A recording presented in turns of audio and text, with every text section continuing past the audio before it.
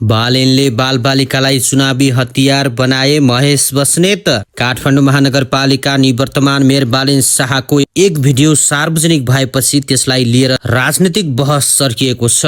भिडियोमा बालेनले विद्यालय पोसाकमा रहेका बालबालिकासँग हात मिलाउँदै देखिएका छन्। यही भिडियोलाई आधार बनाएर नेकपा एमालेका सचिव महेश बस्नेतले कडा आपत्ति जनाएका छन्।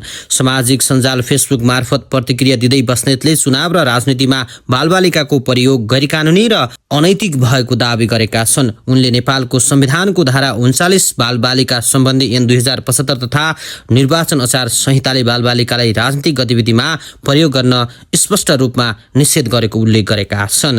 बालबालिकाको ठाउँ विद्यालय हो, राजनीतिक भिड होइन भन्दै बस्नेतले बालबालिकालाई चुनावी हतियार बनाउने प्रवृत्ति लोकतन्त्रकै अपमान भएको टिप्पणी गरेका छन्।